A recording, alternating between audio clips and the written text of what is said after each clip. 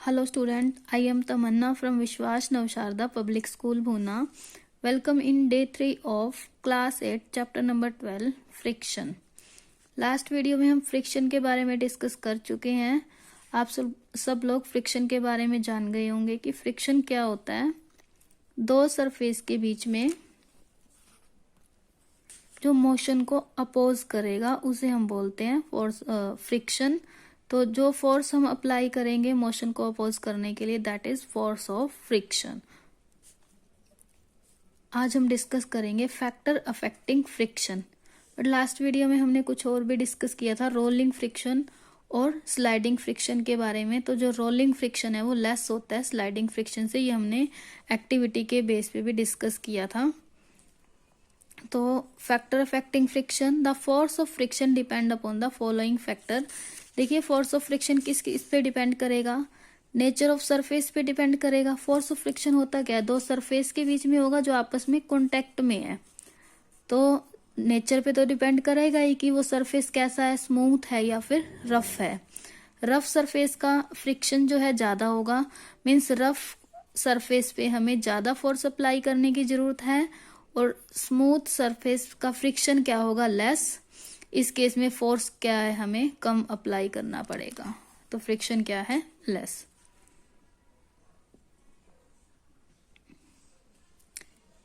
Means है क्या friction, ऐसा फोर्स जो मोशन को अपोज करेगा। अब रफ सरफेस है तो मोशन को अपोज करने के लिए ज्यादा फोर्स अप्लाई करना पड़ेगा। नेक्स्ट पॉइंट है वेट ऑफ द ऑब्जेक्ट। अब ऑब्जेक्ट के वेट पे भी फोर्स ऑफ फ्रिक्शन डिपेंड करेगा। On horizontal surface the force of friction is directly proportional to the weight of the object that moves. अगर horizontal surface है तो force of friction जो है वो डायरेक्टली प्रोपोर्शनल होगा वेट के, जो मूव कर रहा है ऑब्जेक्ट उसके वेट के। ज्यादा वेट है तो ज्यादा फ्रिक्शन होगा, लेस वेट है तो फ्रिक्शन लेस होगा। एक्टिविटी डिस्कस करते हैं। To show that force of friction depend upon the nature of surface in contact with each other. देखिए हमने फोर्स ये शो करना है कि जो फोर्स ऑफ फ्रिक्शन है वो डिपेंड करेगा सरफेस के नेचर पे जो एक दूसरे के कांटेक्ट में है। तो इसके लिए हमें चाहिए wooden table, wooden board, book, pencil, piece of cloth, pen and sand. देखिए हमने क्या किया, डायग्राम में देखते हैं। ये क्या है, वुडन बोर्ड हो गया या फिर टेबल, मान लो वुडन टेबल है। इस पे हमने एक बुक को प्लेस कर दिया और इस तरह से हमने वुडन बोर्ड की हेल्प से एक इंक्लाइन प्लेन बना लिया। तो इंक्लाइन प्लेन का यूज क्या है, यहाँ से हम पेंसिल को मूव कराएंगे। देखिए ये पूरा सरफेस क्या है, स्मूथ। पेंसिल को हमने मूव कराया, यहाँ से फोल्ड किया तो ये डायरेक्ट मूव करके यहाँ पहुंच गई। ओके, बट इस स्मूथ सरफेस को हमने रफ बना दिया। कैसे, a piece of cloth, means हमने यहाँ क्या है, एक कपड़ा बिछा दिया। तो उसके बाद जब हम पेंसिल को मूव कराएंगे तो वो यहीं तक मूव करेगी, ज्यादा दूर नहीं जाएगी जैसे स्मूथ में गई थी। तो इसका मतलब क्या हुआ कि pencil cover different distance on different surfaces. Means ये सरफेस अलग था तो पेंसिल ने अलग डिस्टेंस कवर की, ये सरफेस अलग है तो पेंसिल ने अलग डिस्टेंस कवर की। तो फर्क क्या है, ये क्या था, स्मूथ सरफेस था और ये कैसा था, रफ सरफेस था। अब स्मूथ सरफेस था तो पेंसिल ने डिस्टेंस ज्यादा कवर कर ली, और रफ सरफेस है तो पेंसिल ने डिस्टेंस कम कवर की। ऑब्जर्वेशन क्या है, you notice that the pencil cover different distance on the different surfaces.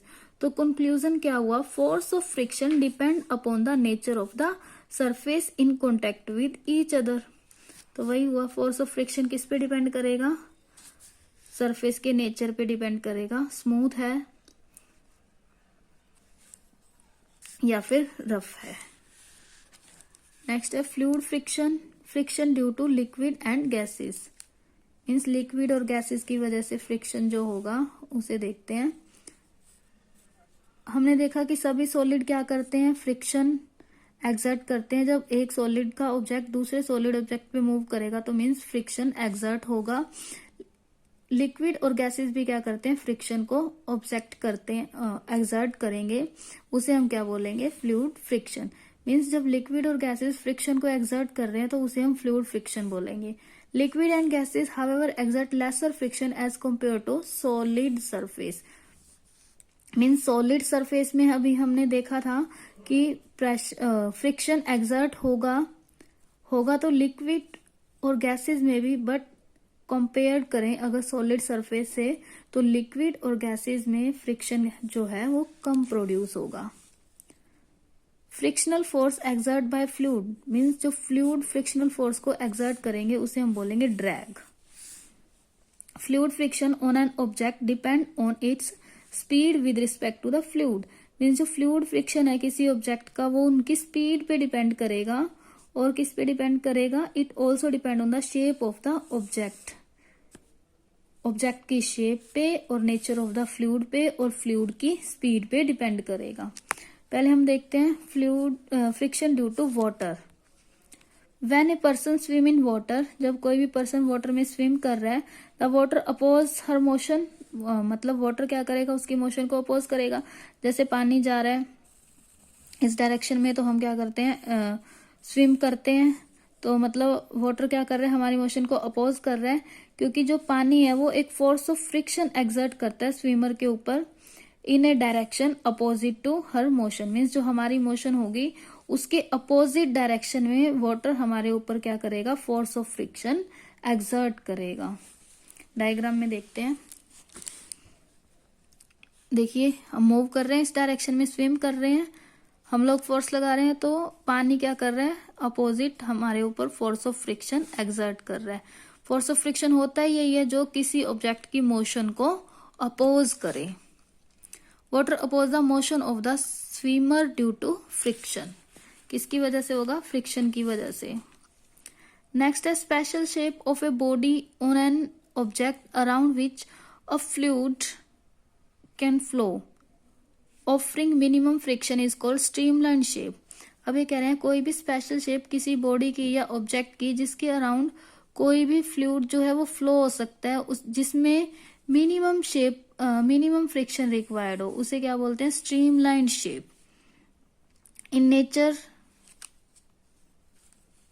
The body of fish are streamlined.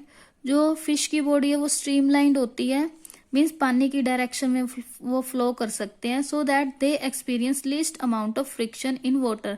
तो वो क्या करते हैं? वाटर में कम फ्रिक्शन का फील करेंगे, बट ह्यूमन बॉडी अगर जाएगी वो लार्ज फ्रिक्शन को फील करते हैं।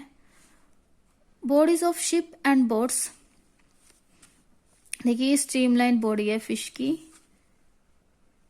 Body of ships and boat, मतलब शिप्स और बोट भी इस तरह से बनाए जाते हैं स्ट्रीमलाइन शेप में, ताकि वो फोर्स ऑफ फ्रिक्शन कम एक्सपीरियंस करें। Body of ship and boats are made streamline so that they experience less friction while moving through water. Next है friction due to air. Air की वजह से friction. Air exert the force of friction on all object. Air जो है सभी object पे force of friction exert करेगी that move through it, जो इसमें से मतलब मूव करेंगे, एंड अपोज देयर मोशन, और उनकी मोशन को अपोज करेगी। But the friction of air is so small that we are not able to experience its effect easily. Means जो एयर फ्रिक्शन अप्लाई करेंगी वो इतना स्मॉल होगा कि हमें देखना भी इजी नहीं होगा, मतलब एक्सपीरियंस करना इजी नहीं है। अब नेचर में हम देखते हैं the bodies of bird are streamlined such that they experience least amount of friction in air.